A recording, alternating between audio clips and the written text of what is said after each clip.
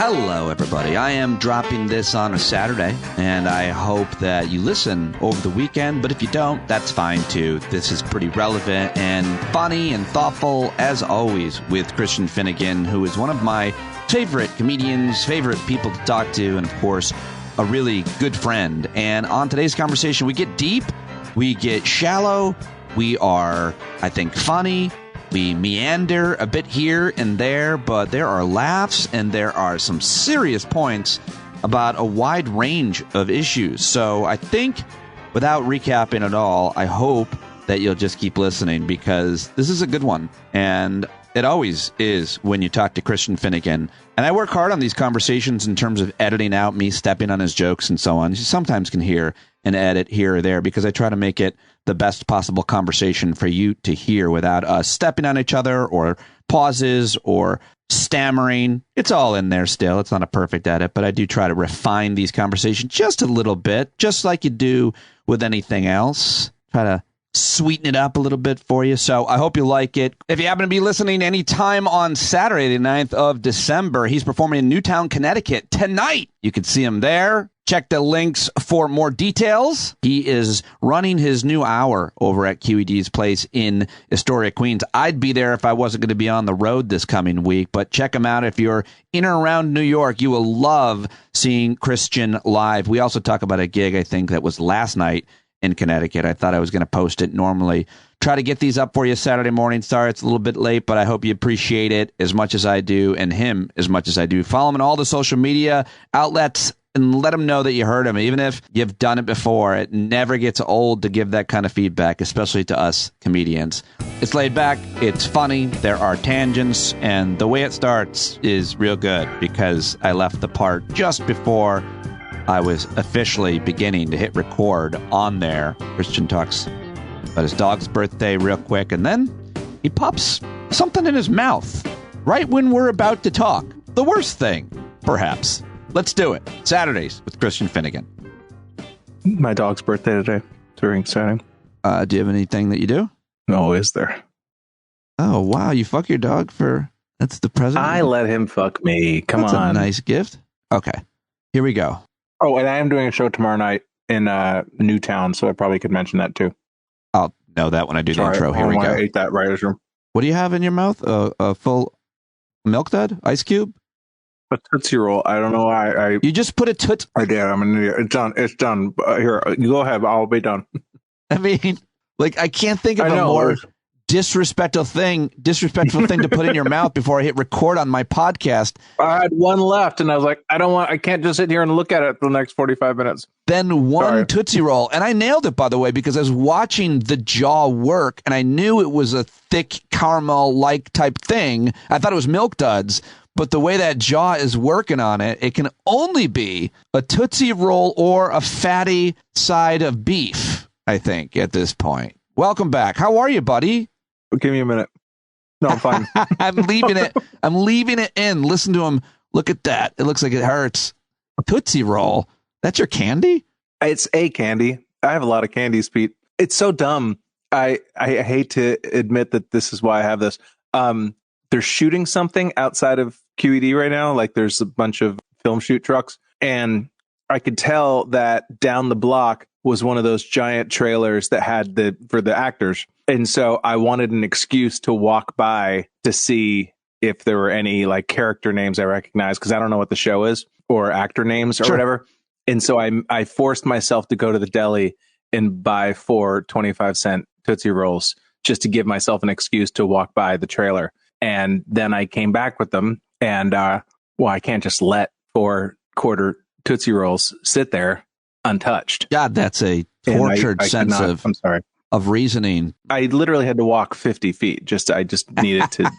But anyway, I need an excuse to walk by. And so I. You didn't want the people that you were walking by looking at to know that you weren't just walking around. You were like, what? I got 4 Tootsie Rolls. Back off, dude. I don't care what you're doing. Tootsie. It's my Tootsie. It's Tootsie time. Come on. Tootsie time. 12:18 is Tootsie time. With Christian Finnegan, everybody. Tootsie time. Restart the clock. Start the clock is the first segment. Let us do that because there's a lot of things that I wanted to talk with you about. Yes. We always mention a few stories from the week that are I'm sorry, I have a box of Juji fruits I'd like to tear into real quick. Oh, go ahead. Eat your Juji fruits, and I'll ask this question for 15 I have some minutes. taffy, and and I have a dog toy that I'd like to chew on. Great. I'll just do a Rachel Maddow opening then, and you sit back. A real stem winder. A real setup. And then finally go. And then in 1923 in Dayton, Ohio, there was once a guy who owned a pizza place. And then 17 minutes later, joining me now, Christian Finnegan. Like he's tired, almost dead. He's been waiting so long to be brought in as an expert. And then you ask me, is there anything I got wrong there, Christian? Is there anything that you need to... That's what she always does. When she knows. I mean, it's a nice gesture, but it's like she knows. Has a guest ever said that 2 minutes was absolutely incorrect? As a matter of fact, I've got to fact check you on several things here, Rachel. No, she knows. You're absolutely right. It's a nice gesture, but you know what you're doing. I wish I did have a wind up to ask you about the Republican debate. I don't know if you watched it, or the highlights. Of course not. Or heard about it. I watched it. You did? Yeah. Really? Yep. It came to that, huh? Well, I watch it in double speed, to be fair. Like, I can't possibly take them in real time through the commercials and stuff. So I watch it in delay and then watched it. I feel like Vivek's hairline is moving back in real time. I saw just a clip of it, and I was like, he looks markedly balder than the last debate. Like his widow's peak is widow's peakier than it was a couple months ago. He's taking a lot of hits. And I mean, I don't want to make any assumptions, but when you were bidding adieu to your hair, did it happen? Like, how long was the period between I think I might be going bald to where you were like, all right, shave it, I'm fucking bald? Like, how long a period of time was that? A couple of years.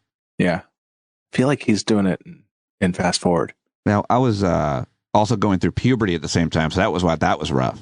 Late bloomer, early loser. Well, my observation is about that I think Vivek is going to be a force to reckon with in whatever media channel he decides to start his show on, YouTube, podcast, Fox News, any of those right-wing outfits. I think he is so dangerous because he will say absolutely anything, from Alex Jones stuff, who he met with, to, just fully fake, made up pictures, whatever. And I think he's going to be real effective and therefore dangerous. That's my thoughts. Yours?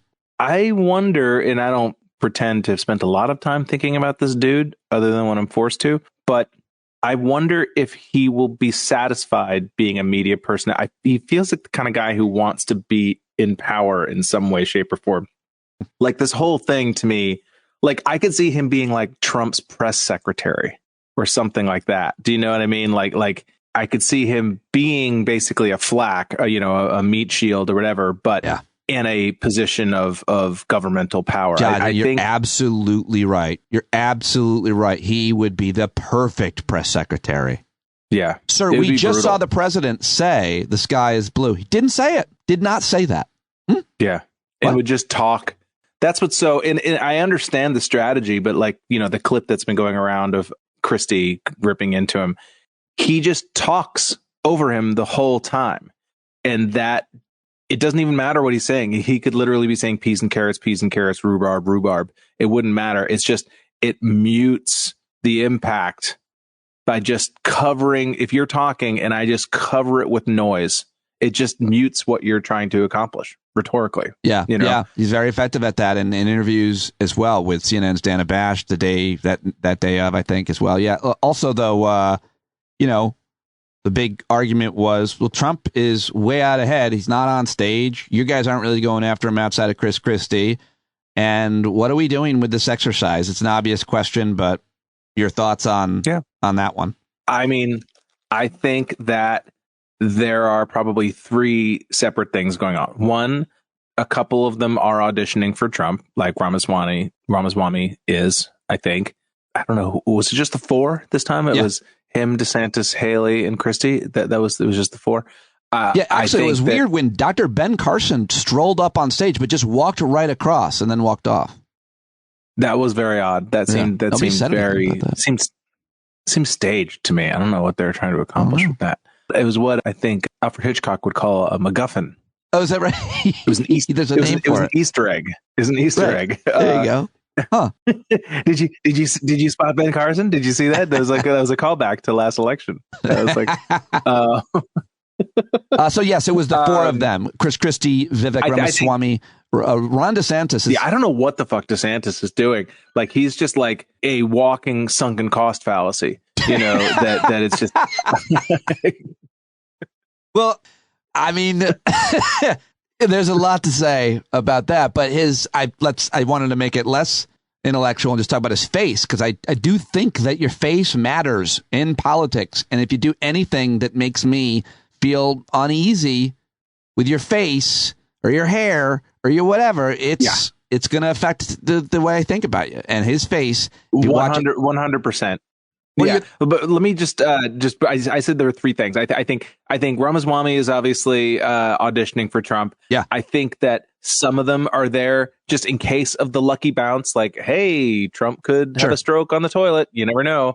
And I think that like Nikki Haley and Chris Christie to a certain degree are trying to set themselves up so that if it all comes tumbling down, either by Trump losing or him going to jail or whatever, that they will be the last man standing. That it's a long shot bet, but I think that's the bet they're making, is that I want to try to come through this seeming normal to the normies, but not outwardly saying anything bad about Trump. At least that's what Haley's strategy is. Right. And so if it all comes crashing down, I'll still be here and relatively unscathed. In terms of DeSantis's face, go ahead. He's so screwed in that now, because every clip of Ron DeSantis public speaking from now on is going to be poured over like the Zapruder film. There's blood in the water. Do you know what I mean? Yes. That it's like, yes, you've now made these weird faces.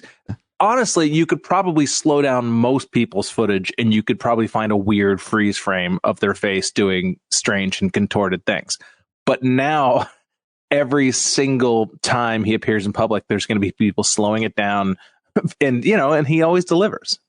So I appreciate that. Facial expression changes moment to moment, and his tongue and lips and mouth do a lot of weird things. And some people think he's maybe a lizard.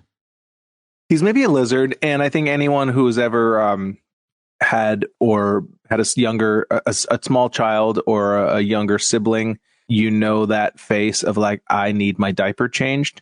That sort of face that a baby makes, like as they're letting go into their diaper, and it's sort of like a worried smile. Do you know what I mean? It's like pleasurable, but there's also a slight amount of like, what's going on right now? Like, it's like, this feels good, but I don't know. This is awkward. Warm and then not warm. Yeah, warm, but am I in trouble? And it's also slightly erotic. Weird that when I said Ron DeSantis is a lizard, that nobody listening to my podcast will think that I think he's a lizard. But when it's said on Fox News and by Alex Jones, I mean, a frighteningly large percentage of people think that these people, including President Biden and others, and they're all obviously intersect with as Trump voters, let's be clear, on the Venn diagram, are lizard people. So like, if they say it over there, a good chunk of people like take it literally. Why is it always lizards? Like, why isn't it like raccoon people or, dolphins? Why does it have to be lizards? Because we have such strong negative connotations with lizards. Reptiles. But why? Yeah. Why reptiles? Maybe why biblical? There's so many other. Is it biblical? Maybe. Yeah. I think it's just this lizard brain, for lack of a better word. There's sort of a baseline, association with like sliminess and, right, deceit with lizards. I don't think lizards are particularly more deceitful than any other animal, really. Oh, I think that's absolutely fair. But what I'm hearing you say is that you'd like to see a lot more theories around fur, like a raccoon or a wolf person. Yeah. Why not? Like, oh, did you know that Joe Biden is secretly an ibex? Did you know that? And Kamala Harris is a minotaur? Yeah. Oh, you could say if you go back a couple generations, her great-great-grandfather was minotaur. That's right. Look into it. And these are theories that are getting a lot of views. If people would just spend 10 minutes on YouTube, just 10 minutes, you'd find out. I'm just saying, do your own research is what I'm saying. I shouldn't have to tell you this. Okay. It's all out there for you if you just want to learn. If you don't want to just take what the mainstream media tells you and just swallow it, accept it. Like, I shouldn't have to explain to you why Joe Biden is an ibex. You should be able to find that out on your own. Well done. If you put a little more passion behind it, I think you could have your own. Yeah. I mean, if you just woke up, if these fucking sheeple just woke up. Right. Yeah. Did you know he's also part sheeple? He's part sheep. He is? I did not know that. I just heard Alex Jones said he walks around the White House naked all the time. He has no idea where he is. Last week, Trump said, and it made me laugh. Trump said that Joe Biden doesn't know he's alive. I thought that was funny. I mean, do any of us really? Do you know that you're alive? I mean, I don't think he was going that deep, but that's, it was obviously a shot at his cognitive abilities, but it's just a weirdest way of phrasing it. Like you would ever ask someone with serious dementia or cognitive decline, do you know you're alive? What kind of a dickhead are you? I completely forgot. I'm so embarrassed. I'd even written it down. You are alive. And I just completely forgot. I'm so sorry. Well, I want to ask you also about the news around Hunter Biden, the charges around Hunter Biden, who, I don't know, everybody knows, probably heard about it at this point, but he has been charged with tax evasion for several years. And apparently he also spent that money on all kinds of things, including prostitutes, I guess. No surprises here on how he spends his money or spent his money. The issue is regarding the crime, I guess, and what this means for President Biden. They'll try to connect it. Hunter Biden blew more than $1 million on adult entertainment, clothes, and, quote, various women instead of paying taxes, according to the indictment. And this week, Christian, Fox News, Jesse Waters invited Sammy the Bull Gravano, who served time for his mob activities adjacent to, I think, like 19 murders, on to ask him about the Biden family. And Sammy the Bull said that they're like the worst crime family ever. So this is the narrative that we have to look at Hunter Biden's crimes through, his tax evasion. Yeah, I mean, first of all, I love the idea that he spent all this money on prostitutes instead of paying his taxes. Like it was a 1-to-1 decision. That it was just like, hey, Hunter, the IRS is on the phone. They want their money. Screw them. I'm spending it on whores. Like I don't think that it was quite as connected directly. Like he had an account for his taxes, earmarked. This is the tax money. And he was taken out of that. Yes, exactly. That's dipping into it. That was his prostitute fund. You generally, you want to create a wall of separation between taxes and prostitution has sort of been, I think that's in the Constitution, if I'm not mistaken. No, but the way it's being framed, you're absolutely right. That's a point number one. It's a great point. Yeah. Well, actually, people think it's in the Constitution. It's actually not in the Constitution. It isn't. It's one of those things that everyone assumes is in the Constitution because it's a sort of a major. Are you hearing a delay on my voice? No, I am. All right, it just went away. Anywho, that could have just been a stroke on my part. Anywho, do you smell burning anything? I do smell burning hair. Never had this happen during an interview. Yeah, I mean, you've never had it happen, period. But anyway, I don't know why I'm going so hard on your shorn skull tonight. I like it. I think it's the new lighting setup that I'm in, probably because it's standing out. I think that's what it is. Black. It really, and I have the headphones really on. It's accentuating it. I mean, I have a different look for you to target, and you're doing it. You're carpet bombing my skull, which is becoming more apparent, by the way, as I age. Like I'm starting to see the ripples in the actual skull. It's real upsetting to look at. Your scalp is starting to get ripped. Like you're starting to get like six-pack head. I've been doing a lot of the skull machine at the gym. Yeah. And obviously it's effective. I hate it when somebody's just hanging out on the skull machine for like 10 minutes and they're just reading email and it's just like, how many more sets? I've done that. To be fair, I will say I've done that. But obviously I'm also getting to work on this skull. Yeah. Tearing up your skull. What were we talking about? Something Hunter Biden completely charges, reactions to it. Yeah. I mean, I've heard, obviously I've heard his lawyer's statement that if his name wasn't Biden, that these charges never would have been brought. And I'm sure that I don't doubt that that's true. It does just make you realize just how far off the reservation we have drifted in terms of, I mean, because, you know, when I was a kid, this definitely would have been a scandal. It certainly seems sketchier than anything Jimmy Carter's brother ever did. Or Malia and Sasha. Well, yes, certainly. It just in terms of presidential relative behavior, Roger Clinton and the like it certainly outpaces that. And those were stories in their own way. But I mean, yeah, in comparison to what an actual president did, it's not even in the same realm. Well, that's the distinction. No child of a sitting president has ever been prosecuted by the Justice Department, but they are then connecting that, of course, to Joe Biden, the president, right? Yeah, well, because they just want Biden scandal. It doesn't matter which Biden. They just want the name Biden. Crime family. They want scandal. Biden crime family. And they just want to throw it all out there and just that they're a fucking mess. And people, you know, you had forwarded me that article written on Matto blog about how it's absurd to say that there's a two-tier justice system when clearly they're going after Hunter Biden. I mean, that's all true. You know, that Trump claims that they're going after him, you know, and that he's sicking his Department of Justice on Trump when clearly if they're going after the president's son, it's hard to make that argument. But it doesn't matter. They don't need to make sense. They don't need to be ideologically consistent. They don't need they have no gag reflex. There is no point they're trying to make.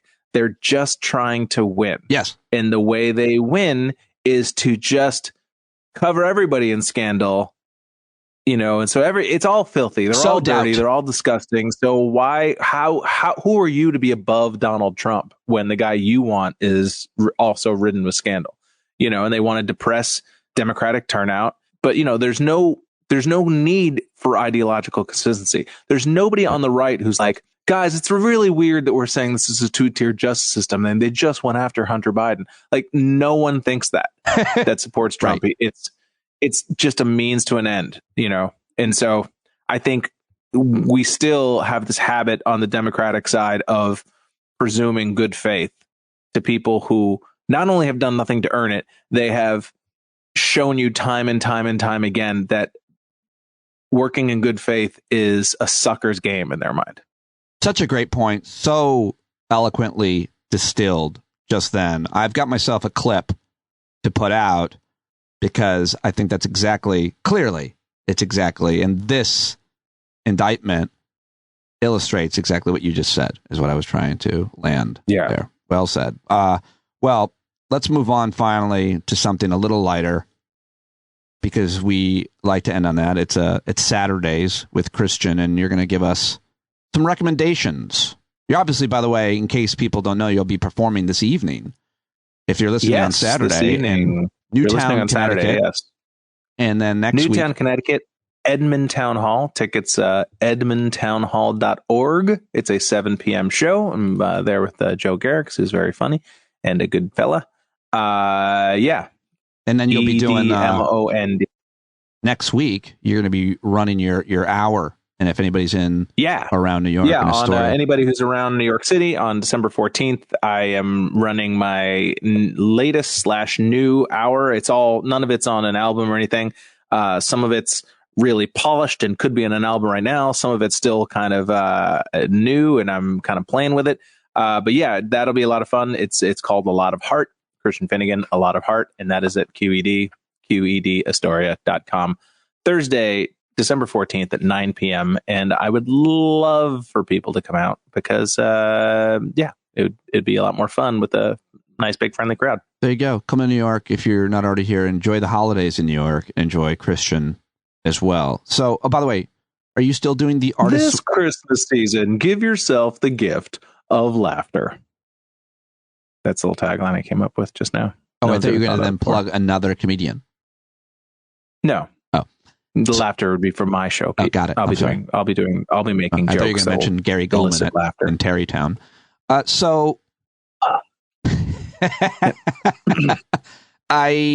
Are you doing the Artist's Way? This is the third time I'm asking you. You've been doing it. Oh, I'm sorry. The Artist's Way. Am I doing the Artist's Way? Yeah. I have managed to stick with it. Here's a question. Has anyone ever finished The Artist Way? Ever? I don't know that. I think people think they finished it, but there's definitely a couple weeks that they never got to. I think it evaporates. It's like cotton candy. Like all of a sudden, you're just not doing The Artist's Way anymore, and you don't remember what happened or why you stopped. Because you were getting a lot out of it. And for some reason, you just stopped. I think it's probably, there's around week 6, I think, where she tells you, for people who know, The Artist's Way is a kind of a touchy-feely, get back in touch with your inner artist 12-week program in which you gaze deeply into your own navel, which is something I love doing. I mean, people talk a lot of shit about navel gazing, but if you saw my navel, I think you'd get it. Oh, is that right? It's pretty fascinating. Oh. It's a pretty impressive navel. I'd like to see a published photo. Yeah, it's very deep. I have a very deep navel. Like, you know, when you see like films of colonoscopies, that's sort of, I don't know what the hell I'm talking about right now, Pete. You're navel gazing. Let us pray. Yeah. Anyway. May the Lord open. There's around like week 6 or something where Julia Cameron, who's the author, who is basically like everyone's junior high art teacher, but like somehow more spiritual. In the extras, they're very helpful. They're very good, but it's just that, you know how it is as a comedian. Your first instinct is to want to just make fun of anything that sort of reeks of self-seriousness and, pretense. Sure. And you really have to shut that part of your brain down as much as you can. And it's hard for me because I've realized, and this isn't something the Artist Way has taught me, but years of therapy taught me, is that I've spent way too much time over the course of my life trying to not be that guy, of seeing behaviors that I dislike and being like, I don't want to be that guy. Yep. And I don't want to be that guy. And I don't want to be that guy. Yep. And I kind of forgot that not wanting to be that guy is also a type of guy. Oh, you're the guy who doesn't want to be that guy. And I don't want to be that guy either. It's like it's like an MC Escher print. It's just, I don't want to be the guy who doesn't want to be the guy who doesn't want to be the guy. That resonates a lot with me. And I admire it, actually, because my brother is very much like you in that way. And I admired it. Because all the rest of us were conforming and copying each other and being derivatives of each other or someone we didn't know.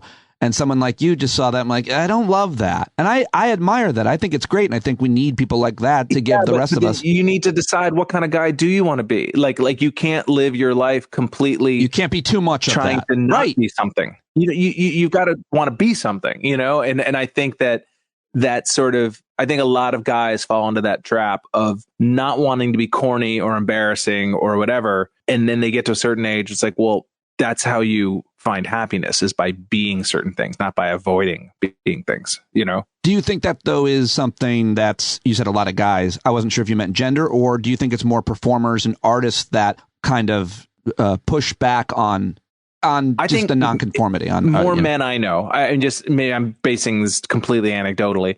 It seems to be, to me, I see more men fall into that trap than women do. Like, I think women, I'm painting with an extremely broad brush, have an easier time picking up like hobbies and committing to things for fun, self-care, things like that. Whereas guys are embarrassed by that, and they're embarrassed by caring, and they're embarrassed by emotionally investing in things, and there's just this idea of like, someone will laugh at me. And even if that someone is yourself, I don't want to be the kind of person I would make fun of. You know what I mean? And that is a very quick trip to being a restless middle-aged person.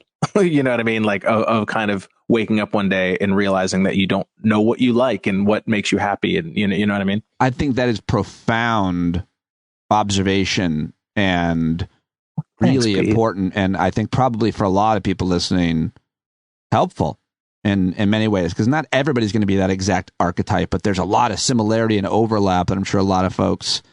And then there's others of us who are. I mean, it might just be the kind of people I think like finds like, a lot of my friends are similar to me in that sense. And so it might just be purely anecdotal, but I do think that it is something that guys. Well, trap that men it's funny you say that, because obviously a lot of your friends are that way. Like meets like. So does an audience of a radio show and podcast, right? A lot of guys are similar to me in their sensibilities, and then which is one of the reasons why they always love hearing from you and yours. And that was just really great. I think that's going to also stand. That's a very evergreen chunk to share with people about, because a lot of people will have gone on a similar journey to you, or at least at some point in some way, as to what you just said. So thank you for that. It was a gift. Hey, now give us you earned it, buddy. Oh, you deserve it. Thank you. Was there anything else with the Artist Way that you wanted to say? Because I wanted to ask you for your recommendations, and then of course I'll let you go. No, I don't. I probably should. I've been trying to write some material about it, but it doesn't feel ready yet. Well, it doesn't I love feel the thoughts it just generated there. So what are you watching? What are you reading? What are you listening to? Of course, people are hopefully subscribed to your Substack newsletter, New Music for Olds. And is there a difference in a conversation someone like you that knows a ton about music can have with someone who is like a great musician themselves? Do musicians themselves talk differently about music than people who love and respect music but aren't necessarily musicians? Are you a musician? No, I mean, I can play. I played bass for a while when I was younger, and right. I'm the kind of person who can play like 3 songs on a few different instruments, but I can't really play any of them so proficiently. Because you have that ability, you have that's enough to be able to obviously talk about music. I can noodle around, and yeah. And again, talking about not wanting to be that guy. I don't want to be the guy who thinks that somehow caring about music puts me on a similar tier to musicians, because there is a whole language that musicians can have about, pedals and tunings and things like that, the water is just way too deep for someone like me to swim in. But I mean, I would never presume to kind of force a conversation with an actual musician about music, because I just assume that it would feel the same way to me as when somebody who's a comedy fan wants to talk to me about comedy, which if I bring it up, like if it's a conversation and they can kind of return the ball and have a conversation about it, then great.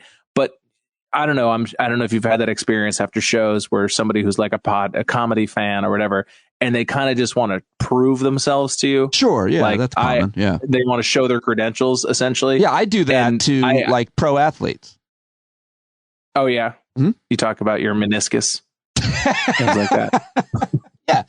Yeah. Immediately. Almost immediately. I saw them at the studio there today. Some of those, I saw Bill Cower, the old coach, walking through the studio where we taped last week tonight. And I was like, hey, coach, let's talk about my meniscus. I know what you mean. I know exactly what you mean about that approach and how people do it. But I that's why, I love your approach to it and your writing about it, because it keeps me interested in music in a way that I wasn't before I started reading your newsletter. Well, I'm embarrassed to say. I try my best, thank you. I appreciate that. I try my best. The sort of North Star that I try to keep in mind is I don't try to act like I know more than I know about music, but I like talking about the things that I hear and what I interpret from them. And I try to write about music the way I would if I was talking to another friend of mine who is similar to me. That, like my friend Hewitt, who's like one of my best friends, or my friend Matt, who's my former stepbrother, the way we would talk about music together, like in the car, and we would have conversations about like, oh, I love that guitar sound, or I think that's really cool, the way that the time signature changes there, or maybe just be like, oh, this makes me feel like when, like, I remember my friend Hewitt had a great comment about Taylor Swift, about her music, and he's like, she doesn't let her carrots touch her peas, she doesn't let her carrots touch her mashed potatoes. Basically, what he's saying is that her music is very sanitized and very kind of regimented. It's not very improvisational or spontaneous. It's very kind of organized. Mm-hmm. And I loved that, because it's like those are the kind of things I like to talk about when I'm talking about music, is, using metaphors in sort of conversation. I don't like a bunch of just biographical horseshit. Yeah, no, I like that. Yep. It works for me. This guy is from Duluth and he started as a, whatever. Yeah, but you do that. you use metaphor so effectively about anything we can be talking about and thoughtful and humorous ways. And that's one of the reasons I love it. It's really the only thing I can do well is change everything into like a Brady Bunch metaphor or something, but which is not monetizable, turns out. However, but yeah, I mean, I just think that the music writing that I enjoy is talking about the music itself. It's not just analyzing lyrics. It's not just listing a fucking Wikipedia entry of biographical info, but it doesn't have to be, you know, the Lydian chord structure, or, you know, and it doesn't have to be like the suspended, you know, A flat minor, you know, like I don't need necessarily theory per se, but I don't know. It's the kind of conversations you'd have with your friend in the car. Well, I love it, and I love that you're leading it. All right. Well, I appreciate that. But anyway, and you would ask though if I was watching. I'm conscious anything, of your time. I don't mean to be. I have like a few questions. We do got to go about that. But I will say, Good Lord Bird. My wife and I are watching, which came out in 2020. It came out right like in the beginning of the pandemic. It's a 7-part miniseries about John Brown, the abolitionist John Brown, starring Ethan Hawke and a bunch of other people.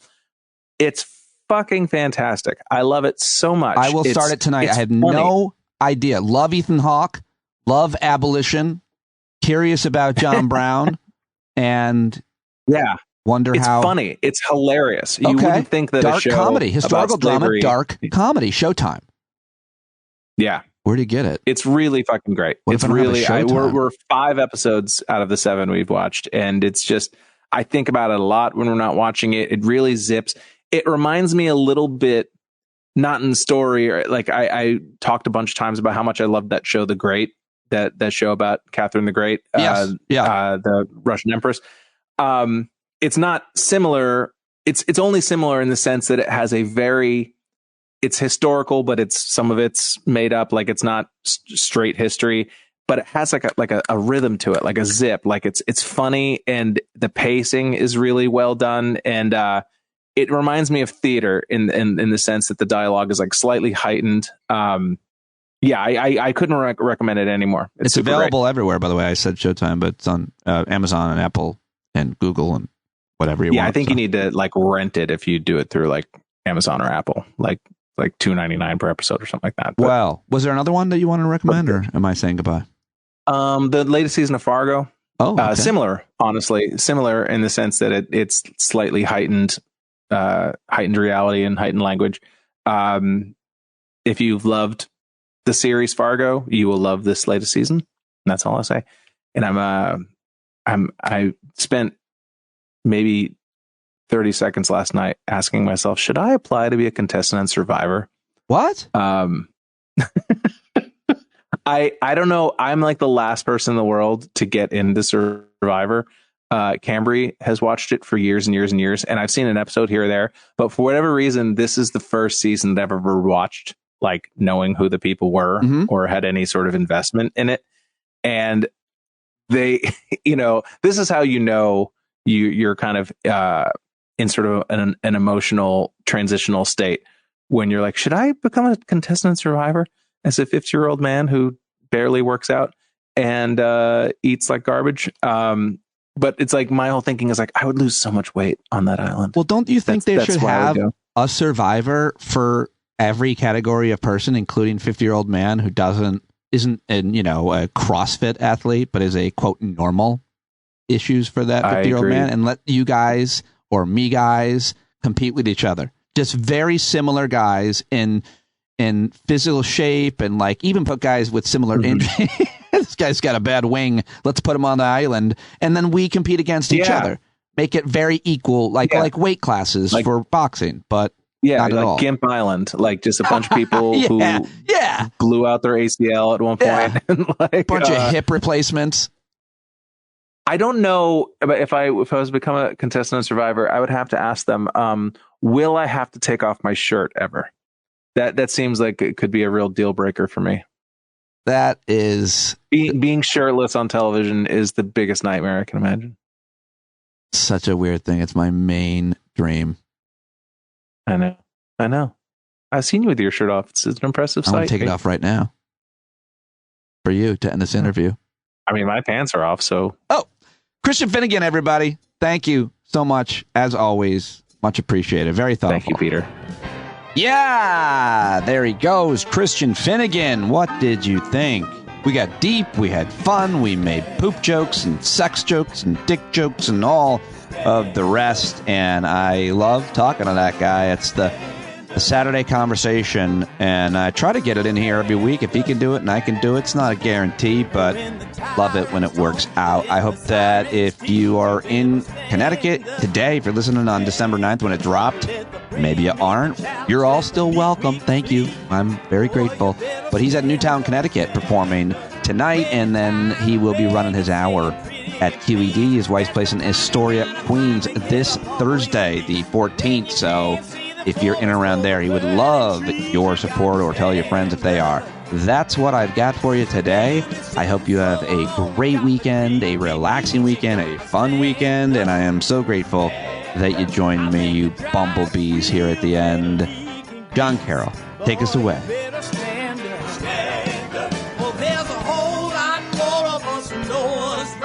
Keep right on ignoring us if we keep sitting tight. You got to open up the window to let in some light. You got to stand up.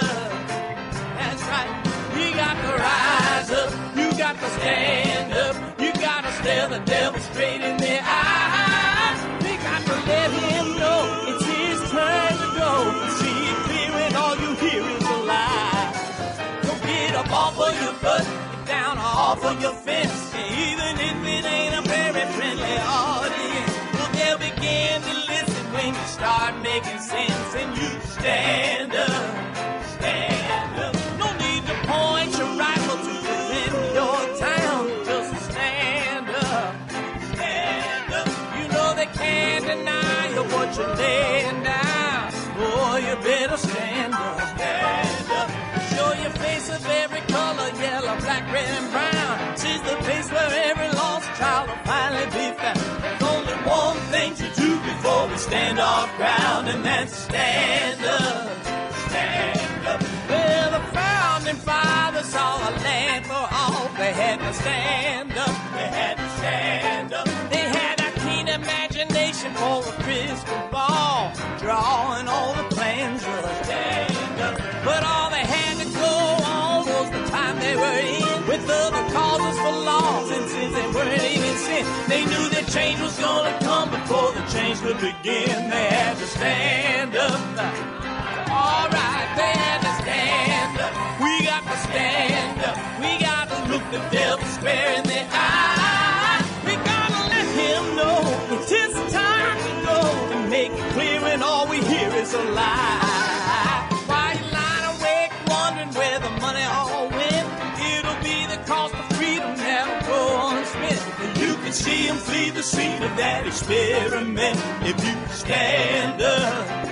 Alright, we got to speak up, we got to reach up, and raise your voice in every way you know how. Don't be toes up, you got to show up. Ain't no better time to do it but now. No need to pledge allegiance to no wanton tribe. Rise up and show obedience to the voice inside, and listen well and it'll tell you not to run and hide. It says stand up, stand up. Oh, got to stand